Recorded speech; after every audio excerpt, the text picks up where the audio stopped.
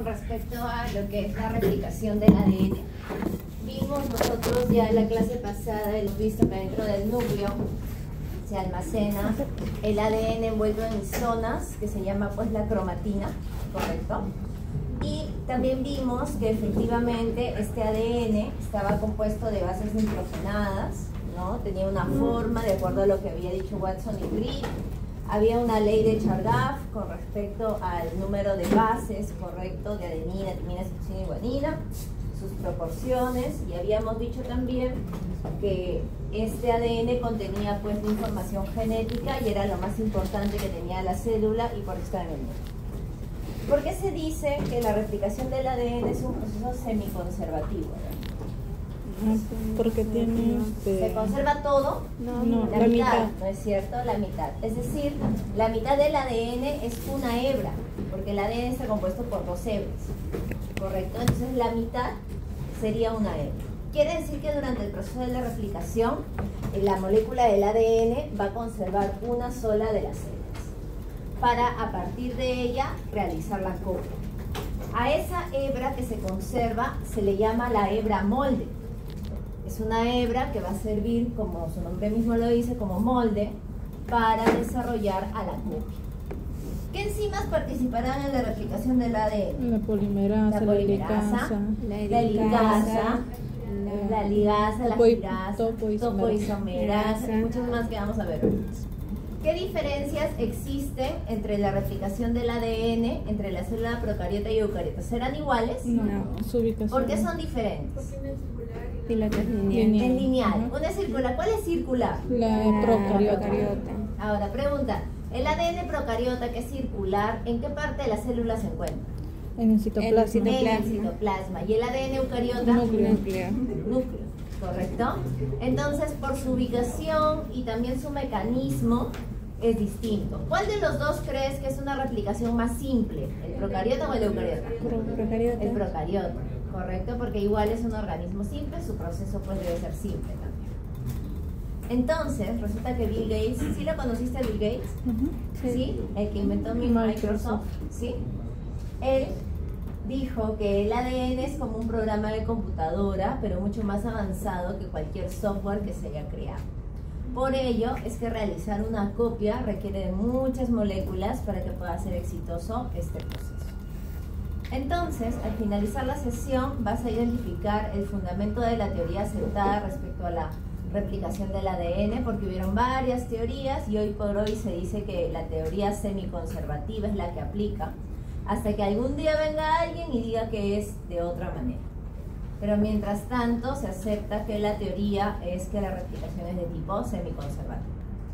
Vas a comprender las características de la replicación del ADN y vas a encontrar las diferencias entre las moléculas que participan en la replicación procariota y en la replicación eucariota. Entonces, lo primero que vamos a tratar el día de hoy es el dogma central de la biología molecular. Luego vamos a pasar por el proceso de la replicación, vamos a estudiar las enzimas, vamos a hablar de los modelos de la replicación, hablaremos de la replicación eucariota porque es la que nos interesa, más que la procariota, y vamos a ver la diferencia entre la replicación procariota y la replicación eucariota. Para ello tenemos una imagen aquí al costadito. Esta imagen nos representa la doble hebra del ADN, que se dice ser un proceso semiconservativo porque al momento de hacer la replicación, cada replicación utiliza una hebra. Por ejemplo, esta hebra naranja que señala el puntero es el molde para esta replicación, mientras que la hebra de color violeta, que está por acá, es la molde para esta otra replicación. Quiere decir que en una molécula de ADN se generan dos procesos de replicación en simultáneo. Uno donde una de las hebras es usada como molde y el otro donde la otra hebra es utilizada como molde. Son dos procesos replicativos en simultáneo para una molécula de ADN. Entonces, ¿cómo ocurre esto? Todo empieza con la propuesta inicial de Crick, que era el amigo de Watson, ¿sí? De Watson y Crick, los que descubrieron la estructura de la doble hélice del ADN. Y Crick en 1970 se aventura a decretar que existe un dogma de la biología molecular. El dogma decía que el ADN se replicaba, es decir, generaba su propia copia, Luego de ello, el ADN se transcribía a una molécula de ARN y ese ARN se traducía en una molécula llamada la proteína. Pero esta proteína, que podía ser cualquiera de la que nosotros tal vez conocemos, su información básica, ¿dónde se encontraba? En los genes del ADN. Porque los genes son la información importante para cada una de las proteínas que sintetiza la célula. Por eso es que existe el gen de la albúmina, el gen de la caseína, el gen para cada una de las enzimas. Y él decía que para llegar a sintetizar a una proteína había que pasar por la replicación, transcripción y traducción. Más adelante, con las investigaciones, se llegó a encontrar que estos tres procesos básicos no eran los únicos. Se encontró, por ejemplo, que el ARN se replicaba él mismo, solito. Se encontró que la proteína se replicaba ella misma, solita. Y también se encontró que el ARN podía regresar a ser ADN a través de un proceso llamado la transcripción inversa. Inclusive este proceso vamos a enfatizar en la transcripción inversa porque tú lo vas a ver quizás en el seminario de herramientas moleculares o quizás más adelante cuando lleves genética.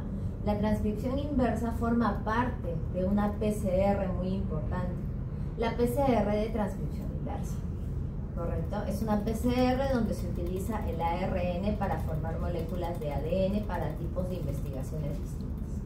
Tal vez por aquí, no sé, está el seminario de herramientas moleculares, tal vez lo han tomado en cuenta o no, pero de todas maneras lo vas a volver a ver cuando lleves genética, que creo que es en el 7º ciclo, ¿correcto? Pero es una de las modificaciones posteriores al doble. Hoy por hoy siguen habiendo investigaciones que quizás nos hagan descubrir otro tipo de procesos que se den a nivel de la biología molecular.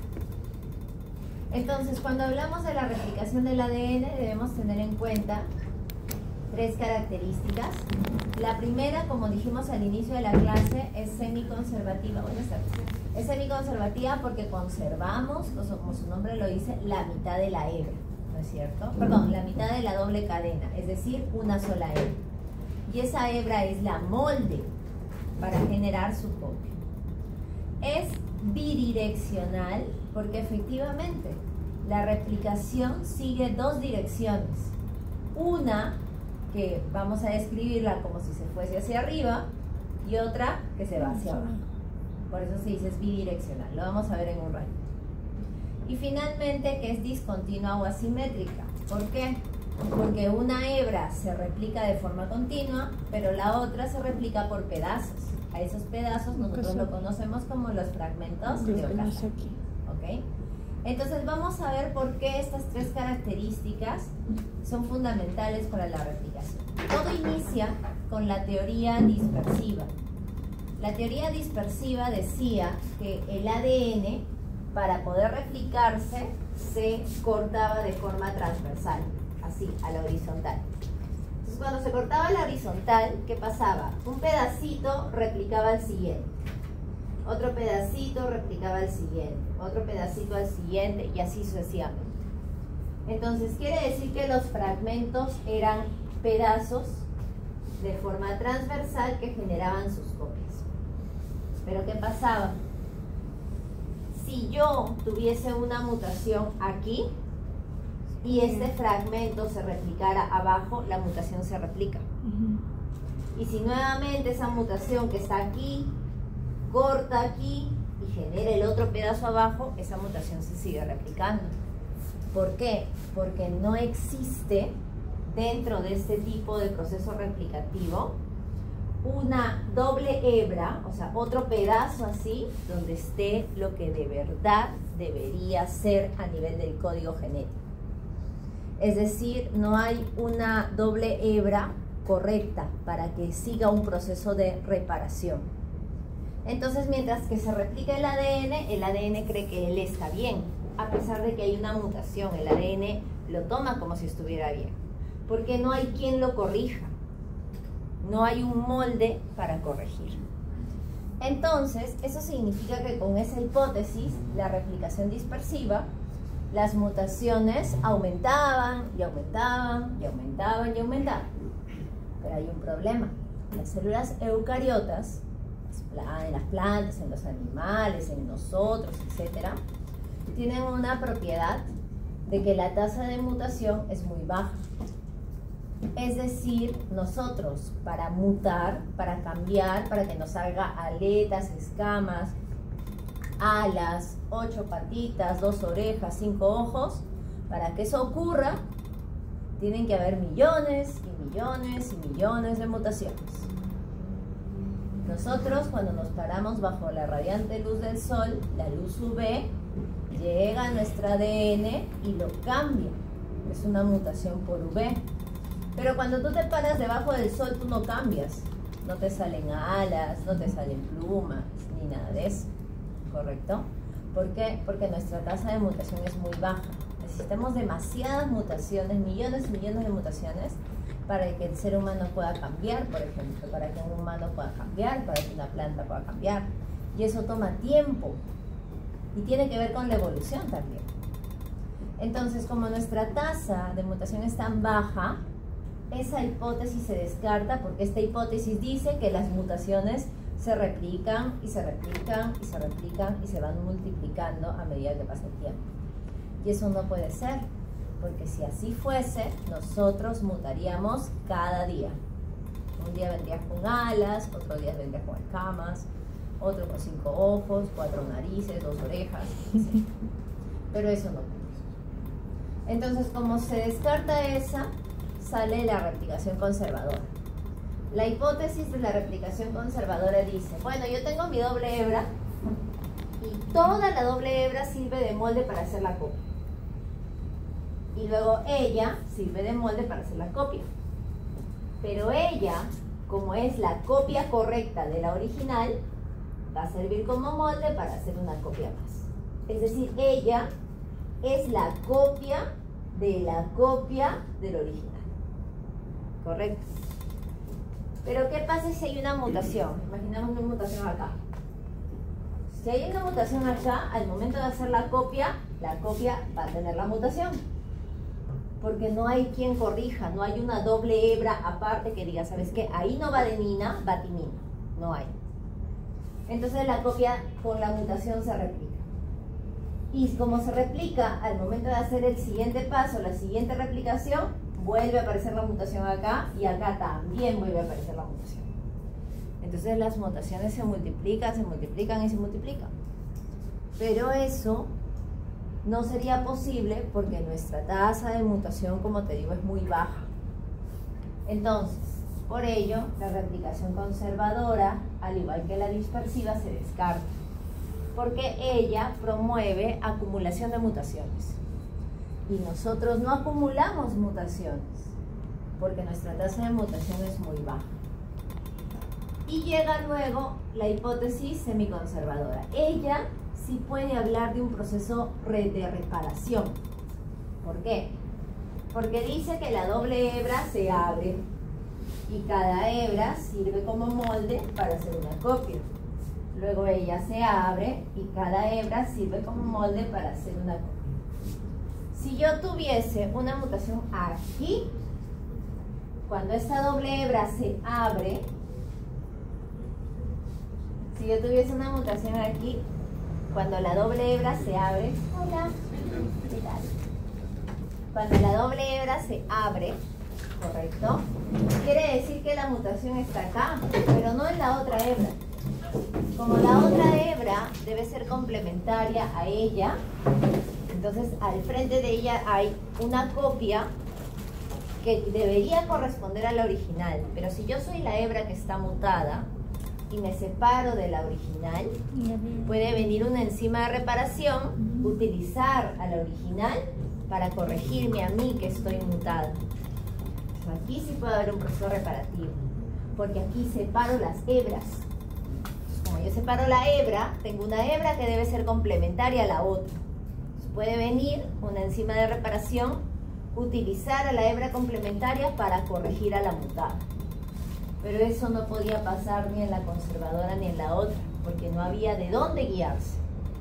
Si venía una molécula de reparación, ¿de dónde se guiaba para ver si era correcta? No había. Pero acá sí, porque acá la doble hebra se separa. Hay una hebra complementaria a la otra que se han separado. Si una de ellas está mutada, no hay problema porque la enzima de reparación viene, usa la complementaria para corregir a la mutada y se repara antes de replicar.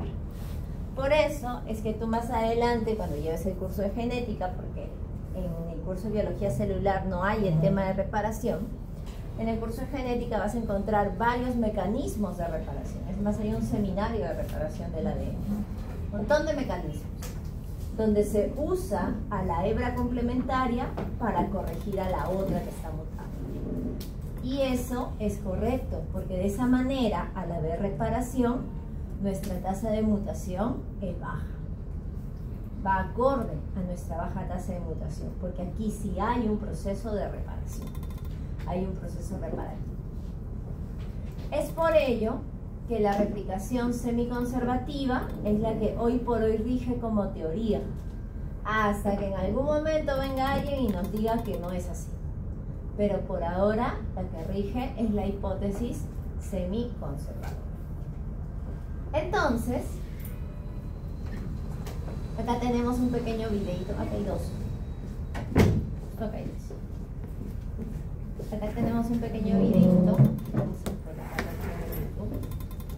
para que puedas entender más o menos cómo es el proceso de reparación.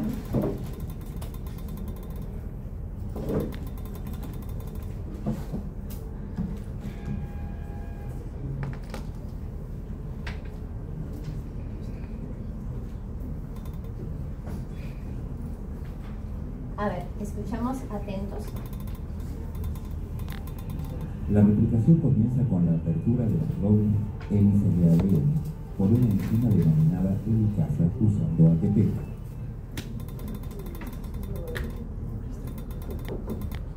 Sí. Y hay sitio. Sí, yo sé, nos han invadido. Invasión. A ver, va. La replicación comienza con la apertura de las dobles hélices de ADN por una enzima denominada helicasa usando ATP. Esto es necesario para que ambas cadenas sean utilizadas como molde de la síntesis. Las SSBT, proteínas de unión de la cadena simple de ADN, evitan que las mismas se vuelvan a enrollar. En la cadena molde de dirección 3'5', la ADN polimerasa puede agregar nucleótidos en dirección 5'3' sin inconvenientes. Sin embargo, la hebra molde de dirección 5'3' no puede replicarse en forma continua. Por eso se la llama retardada.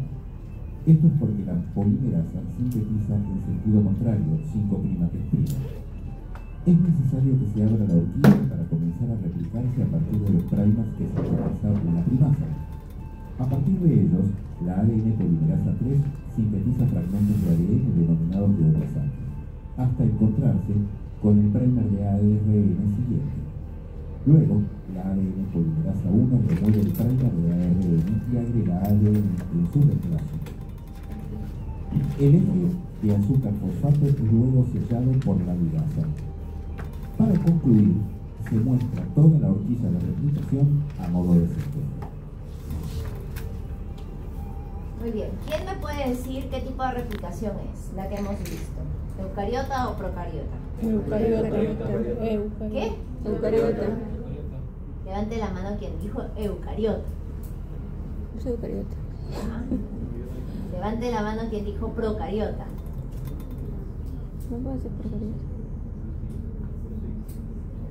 Iba a ganarse 20 puntos, es procariota. Sí, porque no está la Porque es la topoisomerasa. ADN polimerasa 1, 2 y 3. Este es procariota. Ya ven, se han perdido 20 puntos. Ay, ay, ay. 1, 2 y 3. No, mira, me está engañando. Ya ven. Muy bien. Entonces, vamos a hablar con respecto a la comparación entre la replicación eucariota y procariota.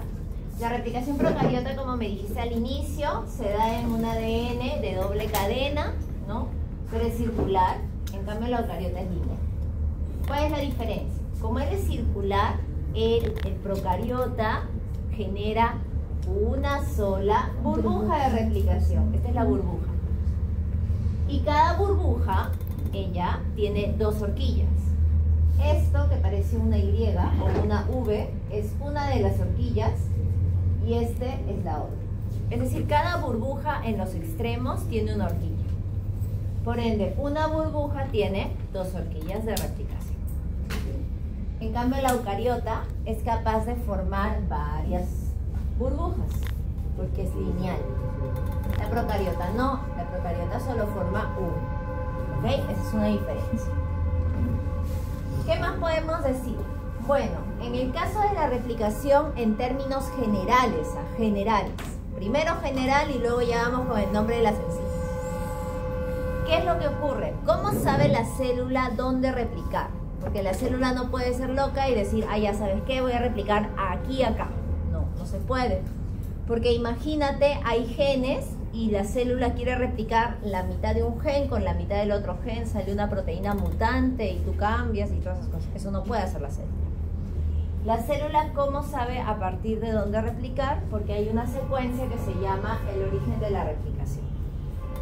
Entonces, las enzimas que van a participar, lo primero que tienen que hacer es reconocer el origen. ¿Quién reconoce el origen? Las proteínas de iniciación de la replicación. Ellas están nadando en el núcleo, en el caso de las eucariotas, o están nadando en el citoplasma, en el caso de las procariotas, y reconocen el origen, esa secuencia. Y se pegan las proteínas de inicio. Una vez que se pegan, llega la helicasa. Y la helicasa es como una tijera que se encarga de romper los puentes de hidrógeno entre los nucleótidos de las dos hebras para separarlas, para abrirlas. Viene la helicasa y abre.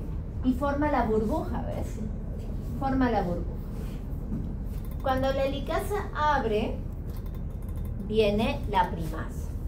La primasa es una enzima que coloca el primer.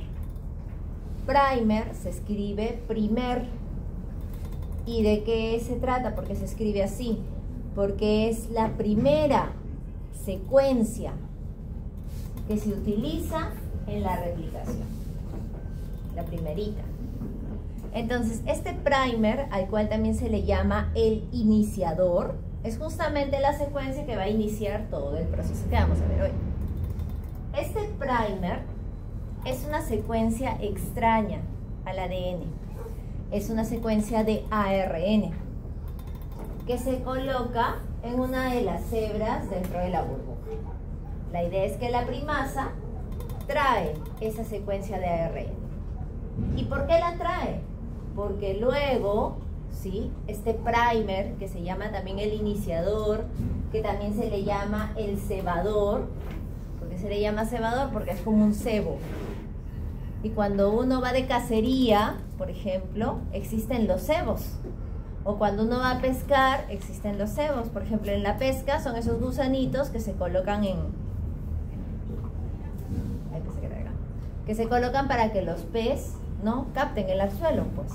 Eso, es el cebo. Y en este caso, el primer es un cebador, es un cebo. O sea, es algo que va a servir para atraer a una enzima. ¿A quién vamos a atraer? A la polimerasa. Porque las polimerasas andan muy contentas nadando en el núcleo de las eucariotas o nadando en el citoplasma de las procariotas. Y las polimerasas, como andan ahí felices nadando, ellas lo que menos quieren es trabajar. Pero ¿qué pasa? Como se dan cuenta que hay algo raro, que es el primer, porque es ARN, y el ARN no debe estar allí, porque eso es ADN, ¿sí? Entonces la polimerasa va hacia donde está el primer y se pega. Y allí empieza a hacer su trabajo. Si no hubiese primer, la polimerasa nunca se pegaría. Pero como hay algo raro, la polimerasa ve, ah, no, tú eres ARN, ¿qué haces acá? Y la polimerasa va, se acerca. Y de esa manera inicia la replicación. Hasta ahí, ¿estamos bien? ¿Sí? Ya un poquito más difícil, ¿ya? La doble hebra es como el cierre de las casacas, donde uno de los cierres es una hebra y el otro cierre es la otra hebra. Lo primero que tiene que ocurrir es reconocerse la secuencia llamada el origen de la replicación. ¿Quiénes reconocen el origen? Las proteínas de inicio. Esas proteínas de inicio se les llaman también las ORC, que es el complejo del origen de la replicación. Ellas reconocen dónde está el origen y se pegan. Una vez que se pegan, ¿quién llega? La helicasa. Y la helicasa es como una tijera que va a separar las dos hebras rompiendo los puentes de hidrógeno.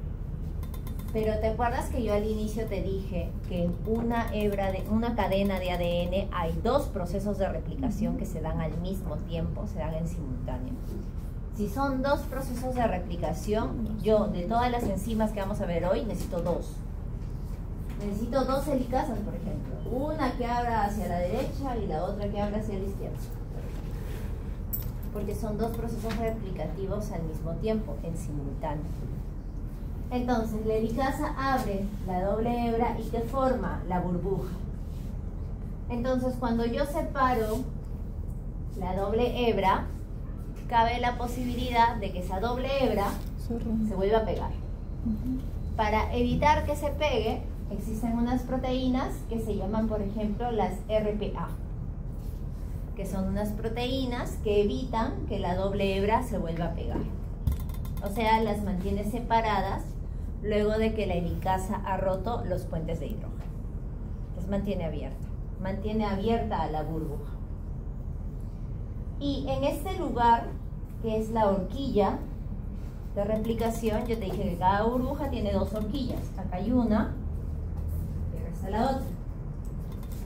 ¿Qué es lo que ocurre? En esas horquillas se generan tensiones, nudos. Cuando la helicasa hace esto y abre, en estas horquillas se generan tensiones. Y esas tensiones son fuerzas que pueden romper al ADN. Y si yo rompo el ADN, se malogra todo. Entonces, para que no se rompa el ADN en los lugares que se llaman las horquillas, vienen unas enzimas que se llaman las topoisomerasas, cuya función es girar esas horquillas para que las tensiones se liberen y el ADN no se rompa. Esa es su función. Luego de ello, ¿quién viene? La primasa. La primasa es la enzima que coloca el primer, que coloca al cebador. Y el cebador es una secuencia ¿de qué? ¿ADN o ARN? ARN. ARN. Y cuando lo coloca al cebador, recién viene la polimerasa atraída por el cebador, atraída por el primer. La polimerasa que se acerca es la ADN polimerasa 3, por ejemplo.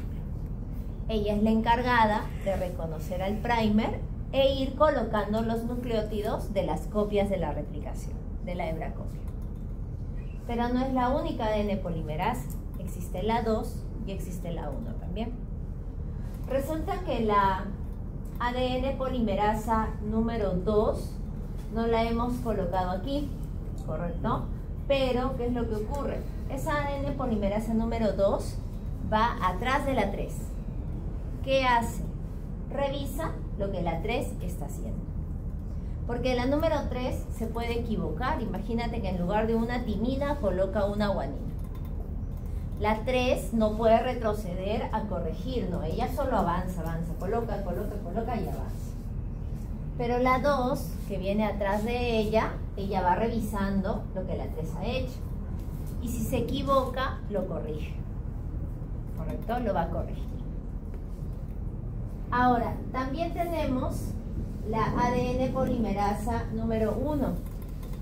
La ADN polimerasa número 1 es una polimerasa que se encarga de quitar el primer. Porque el primer, como es ARN, cuando terminemos de hacer la replicación, lo tenemos que sacar. Porque es ARN, pues tiene uracilo. Y el uracilo no puede estar acá. Entonces hay que sacar el primer. ¿Quién lo saca? La ADN polimerasa 1. Pero si yo saco el primer, queda un hueco, ¿correcto? Que tiene que ser completado. Ella lo completa.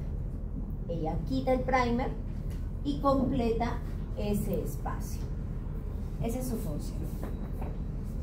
Ahora, dijimos al inicio que la replicación era discontinua porque hay una hebra que se desarrolla de manera continua y hay otra hebra que se desarrolla por fragmentos, por pedazos.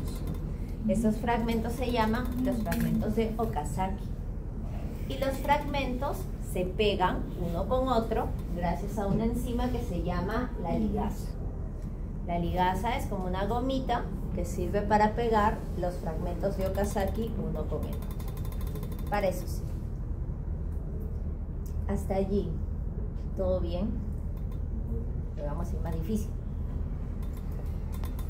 Entonces, la doble hebra, ¿sí?, al abrirse es a causa de que la helicasa rompe los puentes de hidrógeno. Entonces, cuando la helicasa rompe los puentes de hidrógeno, se forma la burbuja de replicación. ¿Ves? La burbuja.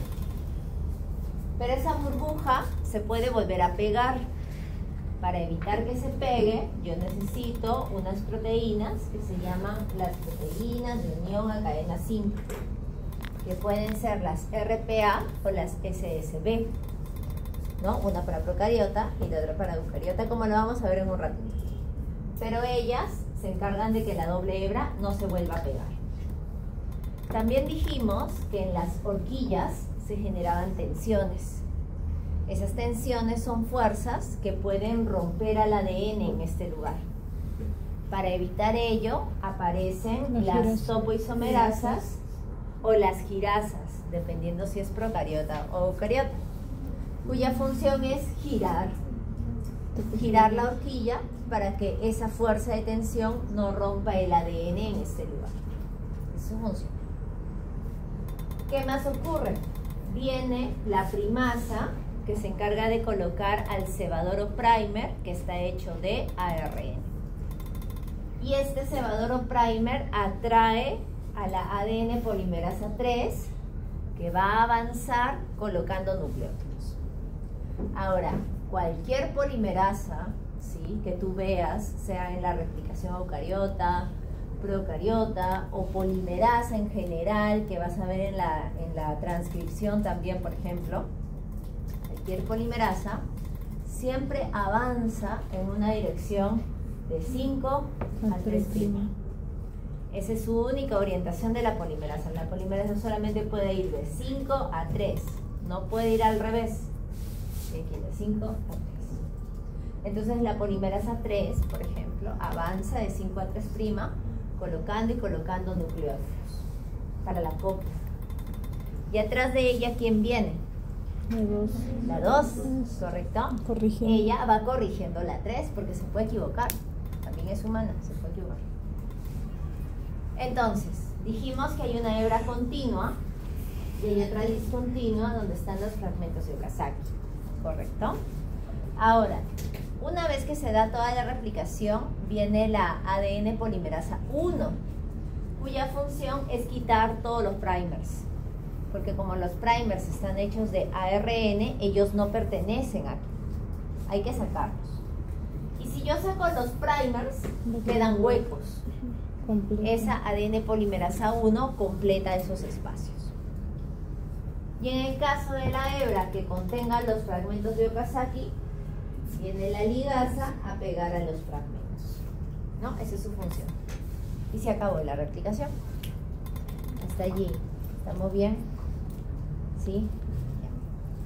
Entonces, la doble hebra, ¿no?, de ADN se ha abierto, ¿correcto? Gracias a la participación ¿de quién? De la helicasa. ¿Qué rompe la helicasa? Puentes de hidrógeno. Puentes de hidrógeno, ¿no? Para separar a la doble hebra. Rompe los puentes de hidrógeno. Entonces, hay proteínas que ayudan a que esa doble hebra no se vuelva a pegar. ¿Cómo se llaman? SSB o RPA, ¿no? Ellas evitan que la doble hebra se vuelva a pegar. Pero, correcto, pero también debemos recordar que en la horquilla, en la horquilla se generan tensiones. Para liberar las tensiones, ¿quiénes deben venir aquí? Topoisomerasas o girasa. cuya función es girar justamente la horquilla para liberar la tensión. Entonces, en la hebra, ¿no?, del ADN hay secuencias que son reconocidas, ¿correcto?, por las polimerasas, pero para que esto ocurra y la polimerasa pueda generar la copia que está de color verde, antes debimos colocar una secuencia de ARN llamada el cebadoro primer. Ese cebadoro primer, que está hecho de ARN, ¿correcto?, es una secuencia que es complementaria a la hebra molde. Se complementa, por eso se puede colocar allí. Y este primer, ¿no?, este primer, en el caso de la cadena continua, usaremos 1. Pero en el caso de la otra cadena, que se llama la discontinua, donde están los fragmentos de Okazaki, por cada fragmento de Okazaki necesitaremos un primer. Entonces, si en el examen te preguntan, una replicación tiene 50 fragmentos de Okazaki, ¿cuántos primers tiene? 50 también, porque por cada fragmento le corresponde un primer. ¿Okay? ¿Quién coloca los primers? ¿Cómo se llama la enzima? Primasa. La primasa. Entonces, una vez que se coloca el cebador o el primer, recién, correcto, ahí está la helicasa, las proteínas, recién una vez que ya coloco el cebador o primer, ¿no?, se va a desarrollar la replicación, correcto, por ejemplo en la cadena de arriba, que se le llama la cadena continua o la cadena líder, ¿no?, y luego se realizará la replicación en la cadena de abajo, que se llama la cadena retardada o la cadena discontinua, porque es la que presenta los fragmentos de Okazaki. ¿Quiénes realizan esas replicaciones? Las polimerasas, ¿correcto? Sí. Una consulta, ¿la primera se puede colocar ilimitadamente varios primers? No, porque la burbuja es limitada. Limitada. O sea, claro, la burbuja no es grande. O sea, la burbuja tiene un origen y abre a la derecha y a la izquierda al mismo tamaño. No, pero hablando de la cadena discontinua, usted dice que según los fragmentos de Okazaki es el número de primers. En todo caso, la primasa, pues, ¿cómo es? ¿Agarra un primer y lo coloca? ¿O? Sí, agarra un primer y lo coloca. La secuencia de ARN está nadando en el citoplasma en el caso de la procariota, o está nadando en el núcleo en el caso de la eucariota. Hay pedazos de ARN. ¿De dónde salen esos pedazos de ARN? Del nucleolo, porque el nucleolo es ARN con proteínas. Ese ARN, esos pedacitos de ARN que están ahí nadando en el nucleolo, son utilizados por la primasa, ¿no?, para colocar los distintos primers y formar los fragmentos. Así es lo que ocurre. Así es como se forma. Y obviamente opta por fragmentos complementarios a la cadena, ¿no? Por ejemplo, si encuentra una secuencia AUCC y dentro de esta hebra hay la complementaria, coloca ese primer ahí. Pero si luego la primasa encuentra otro primer que es UUAA y en la cadena encuentra el complementario, lo coloca en ese lugar. Así va formando los fragmentos de pedacitos. Ajá, de pedacitos. Miss, entonces sería un fragmento de Okazaki por una primasa y un primer. Por una primasa y un primer, claro.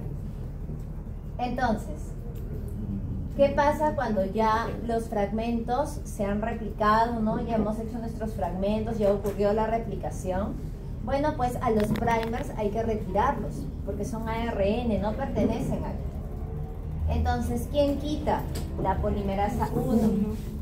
Al quitarlo va a quedar un espacio hueco, el cual también va a ser completado por la polimerasa número 1. Entonces, una vez que yo quite los primers y se completen, vendrá la ligasa que se va a encargar de unir a los fragmentos, de poder pegar a los fragmentos. ¿Ok? Entonces, en resumen, hay una replicación de cadena adelantada, también llamada la cadena continua, de esta replicación de cadena retardada o retrasada o discontinua, que es la replicación de los fragmentos de Okazaki.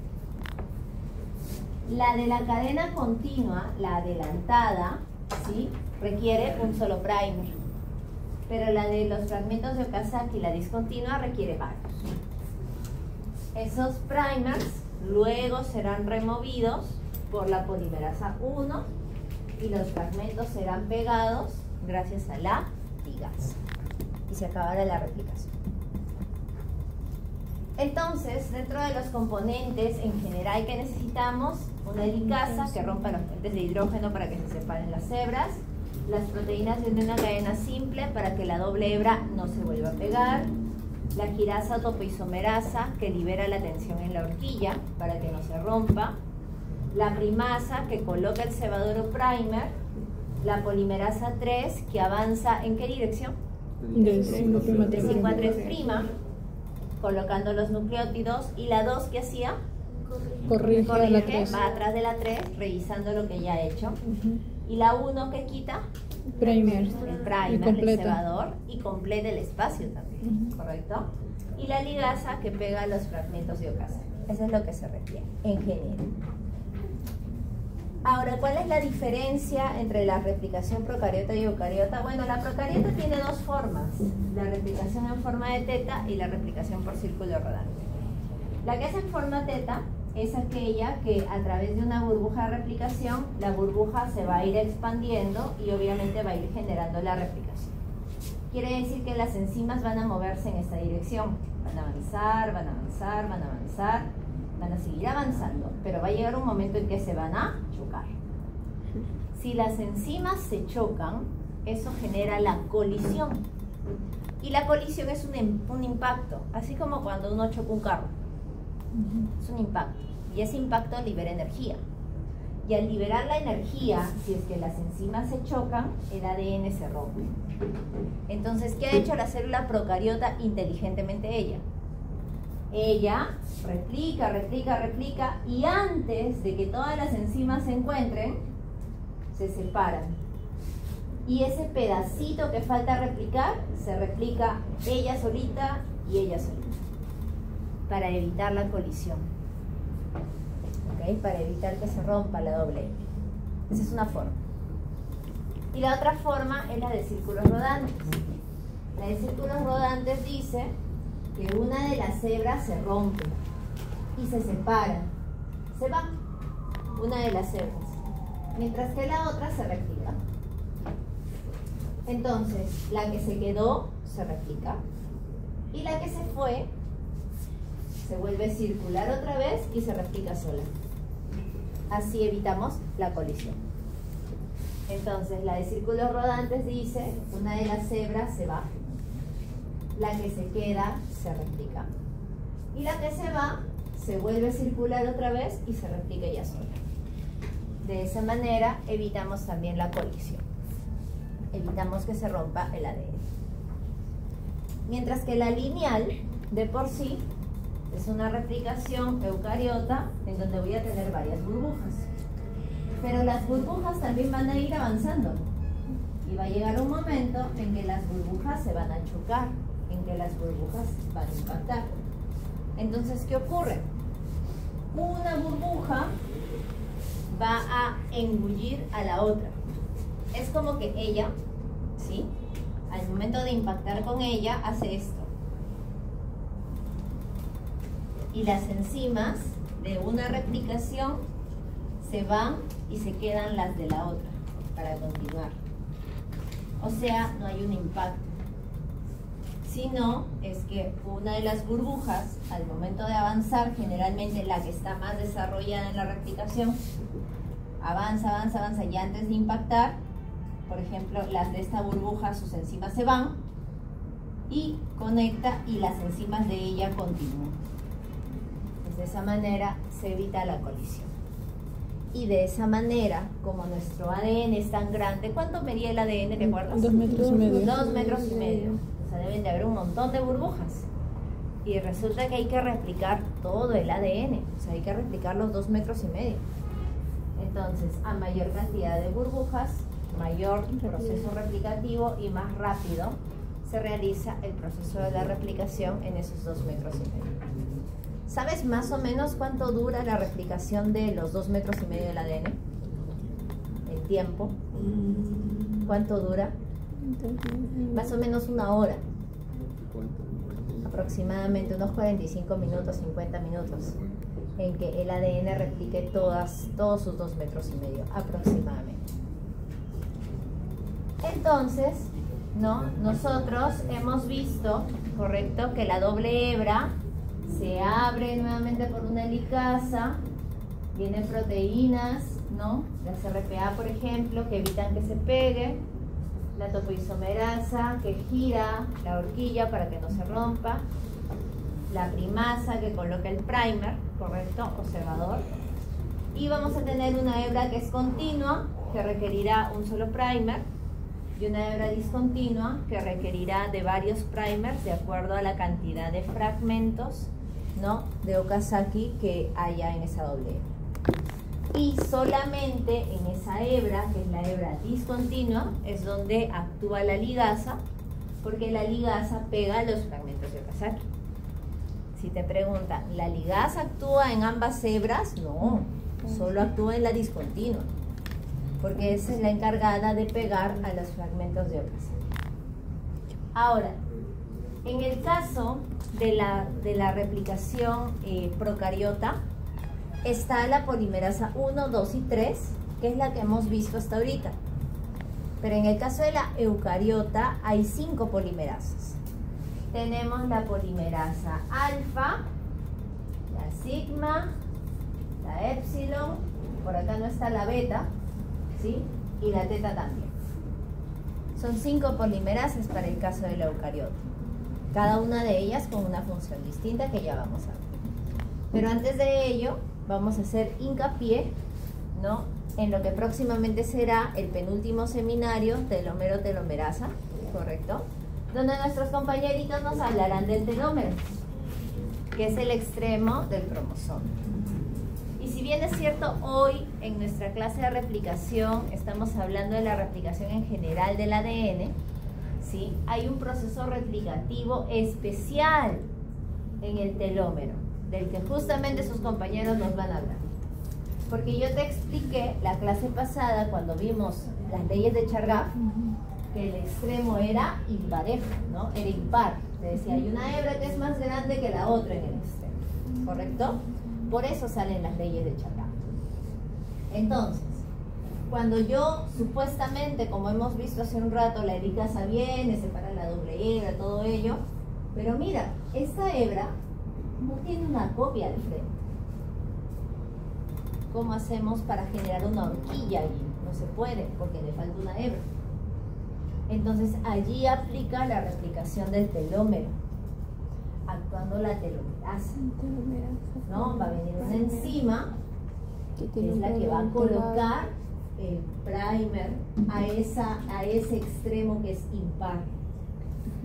No hay helicasas aquí, porque acá no puedo hacer horquilla. Viene, coloca un primer y a partir de ese primer se generará la replicación con otra polimerasa diferente. Pero en el extremo del telómero yo no puedo tener horquilla, en el extremo yo no puedo hacer esto. Porque para la horquilla necesito una hebra molde arriba y una hebra molde abajo para hacer horquilla. Perdón, para hacer burbuja. Pero en este extremo no puedo hacer burbuja porque solo tengo una hebra, no hay la de abajo. No se puede. Entonces en el examen te preguntan, ¿en el telómero se forma la burbuja de replicación? No, no hay burbuja. ¿Por qué? Porque el extremo es impar. Y para la burbuja yo necesito así, 2, para que se abra. Pregunta, en el extremo, en el telómero, que es impar, ¿participa la helicasa? No. Tampoco. ¿Por qué va a abrir la helicasa si no hay nada al frente? No hay helicasa, no participa. ¿Participa la RPA, la SCB? Tampoco, porque si no hay burbuja, ¿para qué voy a necesitar a la RPA y a la SCB? No se puede. ¿Correcto? ¿Participará la topoisomerasa, la quirasa? Tampoco, porque no hay extremos, no hay horquillas. Si no hay burbuja, no hay horquillas. Entonces, todo este proceso replicativo que nos va a explicar el seminario número 5, telómero, telomerasa, ¿está presente alguien del seminario? Señorita nos explica, acá está el joven también nos va a explicar. Ellos nos dirán cómo se hace la replicación a nivel del telómero, pero el proceso es diferente. Entonces, finalmente, aquí tenemos las enzimas ¿correcto? Que van a participar de la replicación eucariota y la replicación procariota. ¿Ok? Tenemos, por ejemplo, un origen de replicación que dijimos que era detectado por las proteínas ORC en el caso de las eucariotas, pero en el caso de la procariota se llama la DNAA. Ellas dos ubican el origen, el inicio de la replicación. Luego de ubicar al inicio, ¿qué enzima tenía que llegar? Luego de que yo ubico el inicio, ¿quién tiene que venir? La ¿Qué proteína enzima? de origen de replicación. Ya, las proteínas del origen son ellas, Sí. las ORC o las DNAA. Luego de ellas, ¿quién tiene que venir? La helicasa, para abrir. En el caso de la eucariota, la helicasa se llama MCM. Y en el caso de la procariota, la helicasa se llama DNAB. Ella viene y rompe los puentes de hidrógeno y se abre y se forma la burbuja. Luego de la helicasa, ¿quién tiene que venir? Espera, no, La primasa, todavía. SSB. Las SSB o las RPA, ¿no? Para que la burbuja no se vuelva a cerrar. Entonces en la eucariota son las RPA y en las procariotas SSB. ¿Ya? Luego de ellas, ¿quién tiene que venir? La primasa. No, la primasa. La topoisomerasa o la quirasa, ¿no? Para evitar que se rompa la horquilla. En el caso de la eucariota, tiene la topoisomerasa 1 y 2, y en el caso de la procariota, la quirasa, para liberar la tensión. Ahora sí, joven, ¿quién tiene que venir? La primasa. En el caso de la eucariota se le llama primasa como tal, y en el caso de la procariota también. Ellas son las encargadas de colocar el primer. Pero hay una diferencia. En el caso de la procariota, el primer es solo ARN, puro ARN. Pero en el caso de la eucariota, el primer es ARN y un pedacito muy pequeñito de ADN. Tiene los dos el primer eucariota, un pedazo de ARN y un pedazo de ADN. Llegó la primasa. Y ahora sí, luego de la primasa, ¿quién tiene que llegar? ADN polimerasa. La polimerasa. En el caso de la procariota, tenemos a la 1, a la 2 y a la 3. Y en el caso de la eucariota, yo te dije que tenemos 5. La alfa, la beta, la sigma, la epsilon y la teta. Ya. ¿Qué es lo que ocurre? Nosotros hemos visto el ejemplo hasta ahorita con la polimerasa 3, que es la más fácil. Y efectivamente, para la procariota, la polimerasa 3 es la que avanza, ¿en qué sentido? 5 a 3. De 5' a 3', y ella coloca los nucleótidos. Ya. Resulta que la eucariota, quien hace eso, es la polimerasa sigma y la epsilon. Ellas dos lo hacen. Por ejemplo, en el caso de la sigma y la epsilon, ¿cómo se comportan? La epsilon es la que coloca los nucleótidos para la hebra continua, pero la sigma es la que coloca los nucleótidos para la discontinua. O sea, la sigma es la que construye el fragmento de Okazaki. Todos los fragmentos de Okazaki son construidos por la sigma. La epsilon no construye fragmentos de Okazaki, ella hace la hebra continua, la cadena continua. Entonces, una funciona arriba y la otra funciona abajo. Esa es la diferencia. Entonces, en la procariota solamente es la 3, pero en la eucariota es la sigma y la epsilon. ¿Ok? Ahora, hay un tema. Las polimerasas son proteínas muy grandes. Ellas saben dónde ubicarse debido al primer. Pero, ¿quién les dice a ellas que tienen que avanzar solamente en dirección 5', 3'? Y que no se pueden dar la vuelta a hacer la dirección 3', 5'. Para ello existen las pinzas.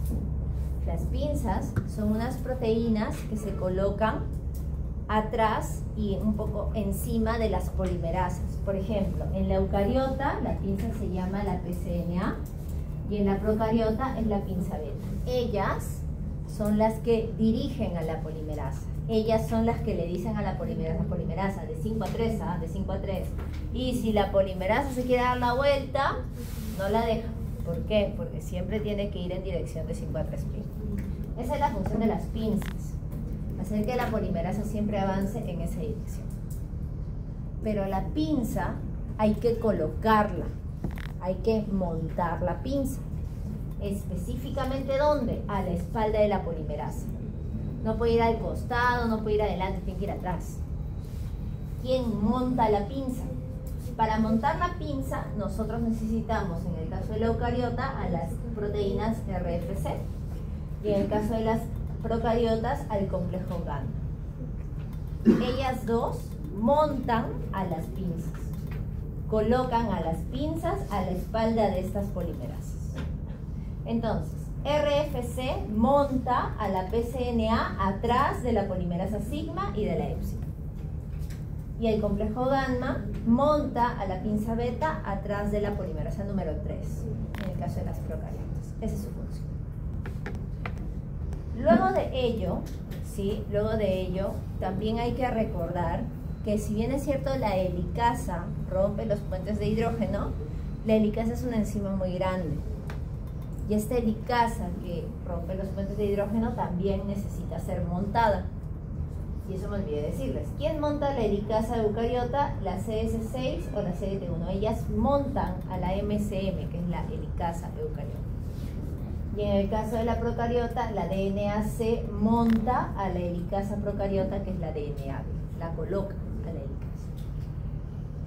Entonces, ahora que se está dando la replicación, ¿sí? Va a llegar un momento en que la replicación termine, y ¿a quién tenemos que sacar? El prime. A los primers. En el caso de la procariota, quien quita el primer es la polimerasa número 1. Pero en el caso de la eucariota, lo quita una proteína llamada la FEN1. La FEN1 quita al primer. Ahora, yo te dije que cuando yo quito el primer queda un espacio, ¿no es cierto? Queda un hueco, un espacio. Entonces, ese espacio hay que completar, ¿correcto? Hay que completar el espacio. ¿Ok? Entonces, en el caso de la procariota, el que completa el espacio es la polimerasa 1. Ella quita y completa el espacio. Pero en la eucariota no. En la eucariota, FEN1 quita el primer, pero no es capaz de completar el espacio. Para completar el espacio necesitamos a la polimerasa alfa. Ella completa el espacio que ha quedado porque FEN1 quita el primer. En la procariota no. La polimerasa 1 hace las dos funciones, quita el primer y completa. Pero en la eucariota, FEN1 quita el primer y la polimerasa alfa es la que completa. Ella completa. Y luego, en el caso de la hebra discontinua, la hebra de los fragmentos de Okazaki, tanto la eucariota como la procariota necesitarán de la ligasa para pegar a los fragmentos de Okazaki. Y se acabó la replicación. Fin, bien. ¿Qué tienes que aprender para el examen sobre todo? La tablita. Está fácil, ¿eh? Ya, la segunda vez que te digo en todo el año. No, ya. Ahora sí, te vas a aprender la tablita. Correcto. No, ya no, ya. Ya no. Sí tengo que colocar el nombre que aparece Sí, en la tabla. claro. O sea, no le puedo poner helicasa. No. Sí tengo que poner Sí, porque yo no sé si estás hablando de la procariota o la eucariota. Dijiste, ¿cómo voy a saber? Yo no soy adivina. Le pongo entre paréntesis. No. No. Tienes que saber el nombre. Entonces, ¿cuál es la diferencia entre la replicación procariota y eucariota? La procariota se da en el citosol porque obviamente no tienen núcleo y la eucariota en el núcleo. En el caso de la procariota hay un solo origen de replicación y por ende una sola burbuja, pero en la eucariota, como es lineal, hay varios orígenes y varias burbujas. En el caso del procariota, el primer es bastante grande, tiene 50 nucleótidos de ARN. En cambio, el eucariota es chiquito, 9 nucleótidos. Entre ARN y ADN, acuérdate que el primer eucariota tiene dos partecitas, una partecita de ARN y otra de ADN. Los fragmentos de Okazaki de las procariotas son grandes, tienen de 1000 a 2000 nucleótidos. En cambio, las eucariotas son pequeños, de 100 a 200 nucleótidos. En el caso de la replicación procariota es muy rápida, por eso las bacterias se multiplican súper rápido. 500 nucleótidos por segundo. En cambio, en la eucariota demoran más, 50 nucleótidos por segundo. Demoran más. ¿Dudas? ¿Está fácil? Ahora sí vas a sacar 20. ¿Me lo prometes, por favor? Por favor. Por favorcito. Yo me pregunto, ¿por qué son necesarios los fragmentos de Okazaki? Para completar. ¿Por qué?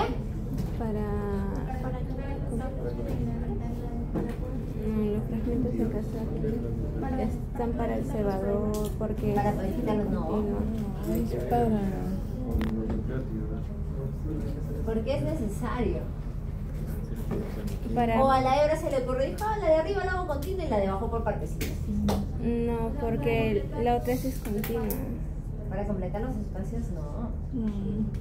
Es porque Se dice puede Yo no sé si tú recuerdas. sacar una correcta replicación. Sí, porque Por ejemplo, no puede aquí ir. no lo he dibujado, pero yo supuse que te ibas a acordar. ¿Te acuerdas del Pac-Man? Sí. Ya. No así. Cuando Pac-Man no jugó Pac-Man, tarea. Tienes que jugar Pac-Man. Cuando el Pac-Man lee, la hebra de arriba lee, ¿no? A, T, G, S. Pero cuando lee la hebra de abajo, la lee de cabeza. Si yo lo leo de cabeza, si yo te doy el CART y te digo, léelo de cabeza, ¿lo puedes leer? Sí, si eres capaz. Pero ¿qué pasa? Te demoras. Por eso es retrasada. Y te puedes equivocar, ¿no es cierto? Entonces, para que no te equivoques, mejor leo palabra por palabra, fragmento por fragmento. Es para que la polimerasa no se equivoque al momento de leer la hebra molde en la hebra de abajo. La de arriba es fácil, por eso es continua, por eso es rápida, por eso es líder. Porque leo, ¿no? Adeninas, timinas, guaninas, citosinas. Pero a ver, lee la de abajo y de cabeza todavía. Pobrecita la polimerasa. Para evitar errores, lo hace por pedacitos, para no equivocarse. Por eso son necesarios los fragmentos, por eso son importantes, para que la polimerasa no se equivoque en la lectura de la cadena retardada, ¿no? Por eso es importante. Dice, la replicación del ADN es un proceso que se realiza en todas las células antes de la división celular, consiguiendo duplicar el material genético para así poder repartirlo de manera equitativa entre las células. Indica, podría realizarse el proceso de replicación de unas células si a dichas células se les adiciona un nuevo compuesto químico que evita que las proteínas SSB puedan realizar su función. No, ¿Por qué? porque las SSB se separan, evitan que se granule. Si no hay SSB, la burbuja se volvería a pegar, ¿no? Y las enzimas de la replicación no podrían entrar, no habría replicación. C. Si al observar el ADN se evidencia la presencia de una sola burbuja, ¿qué tipo de célula estamos analizando? Procariota. Porque acuérdate que solamente la procariota tiene una sola burbuja. Y si tiene una sola burbuja, ¿cuántas horquillas tiene? 2. Dos. Y si tengo 4 burbujas, 8. ¿quién sabía? 5. 4 burbujas. 4 Si burbujas. tengo 4 burbujas, 4 burbujas, 8, 1, 2, 3, 4, 5, 6, 12, 6. 6, Ni una vez. completada primaria. 8. Ya. Si yo tengo, por ejemplo, acá, mira, acá tengo 3 burbujas. Acá hay una 1, horquilla, 2 horquillas, 3, 4 4, horquillas, 5, 6 6. horquillas, 6 horquillas. Y si hubiese otra, 7 horquillas, 8. ¿Por qué dudas? 12, 6, 8. Ay, Dios mío. Es el problema. Tú dudas en el examen. De ahí cuando hacemos la corrección dices, yo sabía, yo sabía. Yo le digo todavía. Yo sé que sabe. Pero el día que tú operes a alguien y Dios no quiera morir el paciente, tú no le vas a decir al familiar, yo sabía. Pero bueno, no. Sabía que se operaba así. Muy bien. ¿Alguna pregunta de la replicación? No, creo que no. ¿Todo bien? Sí. ¿Sí? Todo mal, Miss, todo mal.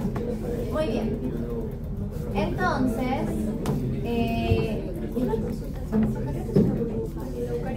varias. No hay otras. Las asistencias. Turno de 7 de la mañana. ¿Haces mano? Turno de las 9:30.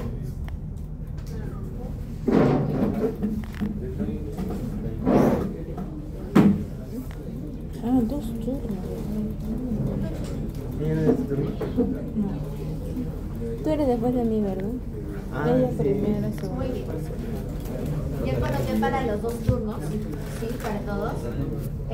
Los que no son del turno de las 12:50 se pueden retirar porque viene el seminario de las 12:50 y ustedes van a tener su seminario normal.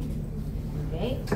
Y el grupo de las 9:30 también se puede retirar. Solamente me quedo con el grupo de las 12:50. Muchas gracias por el aforo.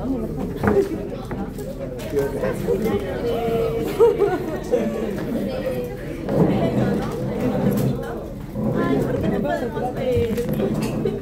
¿Alguien se quiere quedar al seminario del citoesqueleto? El que se quiera quedar es libre de quedarse. Si quiere quedar, si no, se pueden retirar, no hay problema.